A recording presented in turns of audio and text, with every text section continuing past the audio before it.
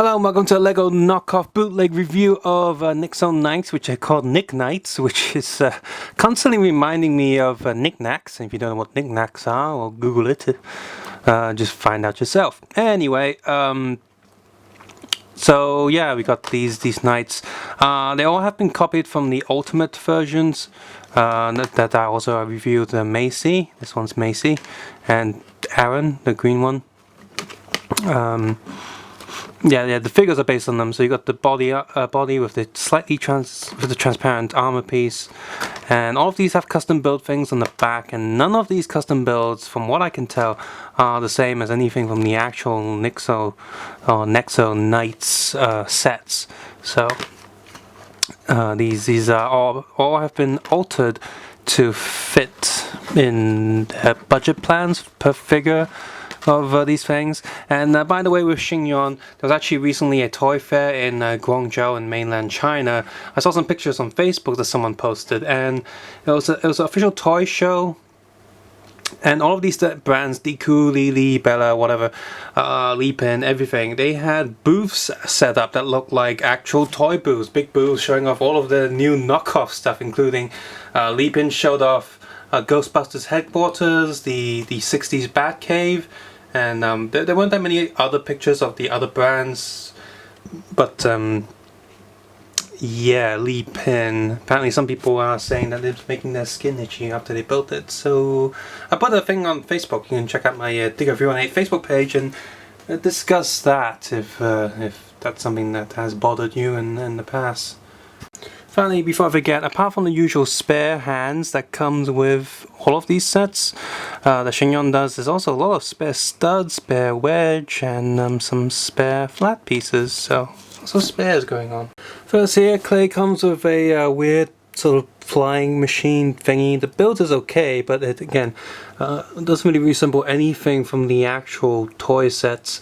It does look a little bit similar to the base that you get in the ultimate sets, the ultimate armor sets, because you got these two sort of capital A shaped pieces which they use in the ultimate set stand. So it's almost as if someone took bits of the stand and just built a sort of aircraft thing out of it.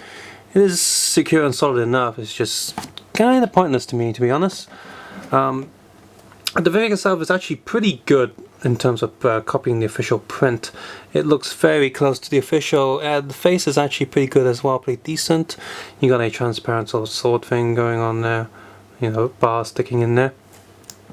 Unfortunately, they have not given him a second facial expression, and from the green and red ultimate packs that I did review, that's on this channel, you can check those out. Of the official ones, both of those figures do have second face printed on, so it's a disappointment that Sheung has taken a step backwards and not copied that when they have copied this torso really well.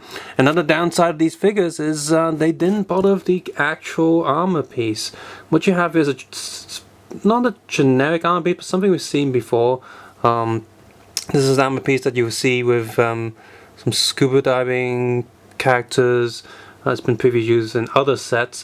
This armor piece is transparent blue, which is a unique thing to Sheung. LEGO has not produced these, as far as I'm concerned, in these colors, these transparent colors. And another thing is they have a transparent plate with the logo printed on top to compensate for not using the original armor that came with the official sets. The official sets had a little hole in there, so yeah, this whole thing is a lot bulkier than the actual Nexo ultimate suits, and yeah, it's a bit disappointing. But you do get unique parts if you have the official ones, the ultimate sets, because they come in little packets, so they're not too expensive. And you do like the look of these armors, I'd say probably still want to go ahead and track these down just for the armor pieces. Macy comes with a double cannon. I don't know what this is. Some sort of cannon thing. She's supposed to sit there or something. Just go. I don't know. She has the same red armor piece again. It's the wrong one, but it is transparent red and does have a transparent piece with her logo printed on there, so that's useful for some. And there she is. She actually comes with the correct helmet piece, and she does come with a mace, so that's good. Does have a transparent piece inside there, red piece, and just in the center there. And There she is again. The print on the torso is very, very good. The print on the face on her is actually decent as well. I think the face on both of these are a bit too big, but it's not too bad. Again, she is missing her more angry look from the back. Her helmet's also wrong. They try to copy the shape of it with this little hair piece coming out the back, but it's not like this. The official one has a much bigger hair piece, which was constantly falling off actually. So the official one had a bad hair piece, and you should have copied that. Aaron's big sort of bow and arrow, like energy arrow thing, is now the Green Goblin's glider. So that's what he will turn into. He's the villain then. I'm gonna think he's the villain forever now. It's like, damn you, Spider-Man, and he's gonna fly around. And well, yeah, it's got this stud shooter, but all Sheung ones doesn't really work. So let's fire it anyway. Yeah, that was the most droopy stud firings I've ever seen. And that's saying something. And anyway, yeah, green bulky armor thing. You probably give this to Lex Luthor for kryptonite armor or something. Certainly would fit. And he's got his happy face expression, so he's always going to be closing his eyes if you get this version. I do like this armor a lot, probably just because it reminds me of Doom Guy. And yeah, no back face print, but there you go. Yeah. The Royal Guard has a cannon, robot cannon thing. He's got a face on it, a big, very angular wolf, no, not wolf, lion. And yeah, the cannon build is iffy at best, don't like it too much. And there he is, a Royal Guard. Very, I'm gonna guess he's, well, not a robot, but looks very robot-y. I actually like this a lot, probably my favourite armour, aside from the green one. And then he's got this helmet there, put that on, there you go. The clutch is actually not too bad here, I can actually get this off quite easily without pulling the head off with the helmet. It's got a sword. And he has a bulky blue armor piece with his logo printed on it. It is not transparent, however. I guess they figured they already have a blue transparent one, so I actually don't see no reason why they couldn't make a light blue transparent one. Lance Richmond has this almost like a underwater shark dolphin machine thing. It's actually built quite nicely on the back there. These fins on a little rotating arm. And they can also go, you know, up and down, so there's quite a lot of movement there. And the whole thing does look okay, but again, it doesn't really fit what he's supposed to have. He has a silver armor with a horse printed on it.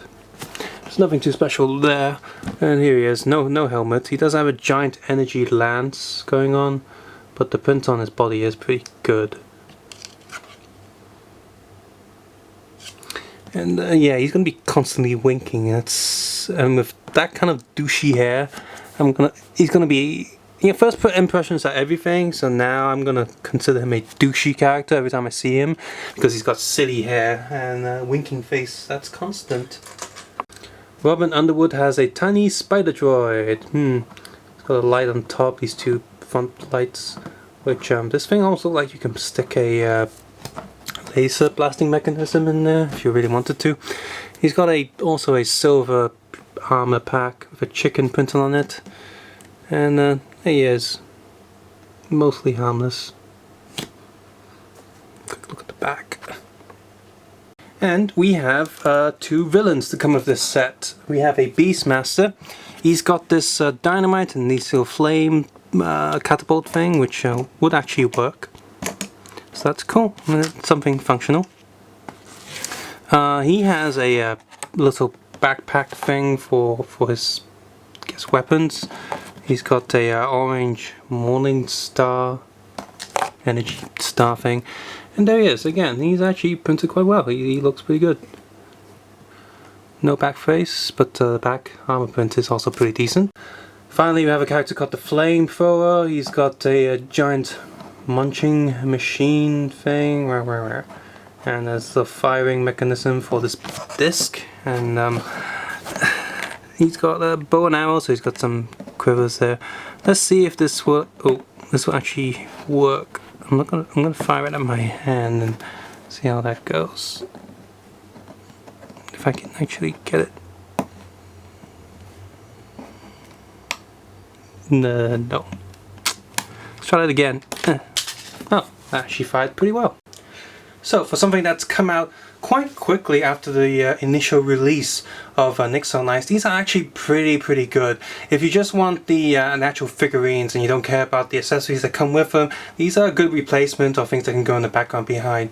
Maybe even complement your official Lego sets. Just, you know, make sure you know how to separate them afterwards. But yeah, these guys are actually pretty good. Unfortunately, it could have been better. We know Sheung has produced stuff that are one-to-one copies of official things. We know Deku has done stuff like that. So if Deku does come around and do some bootleg Nexo Knights, we know at least they'll be using the correct accessories, correct armor packs. But here they haven't done that. And all of these belts, they are interesting and they actually look like something that would fit in the world that Lego has created, so I don't mind them too much. However, I still would prefer if Sheung were to use all of the extra parts that you get in each box to combine it into something that actually resembles an actual set that was released by Lego or an actual poly bag, instead of these random things that aren't quite in universe. And we also know that Sheung has done secondary prints on the back of the heads, and they haven't done that here. But the faces that they have printed are actually pretty good. I think they're a little bit bigger than what they should be, but with the hair and the helmet and stuff, it's not really noticeable. And it's only on a few of the characters. The royal guards and the bad guys, all their faces look just fine. I think it's just the blue guy and the red woman who looks a little bit off. So yeah, pretty good figurines. Definitely good for backup torsos and legs. Those prints are very good. Subscribe, suggesting comment below, and of course take care and have a nice day. Bye.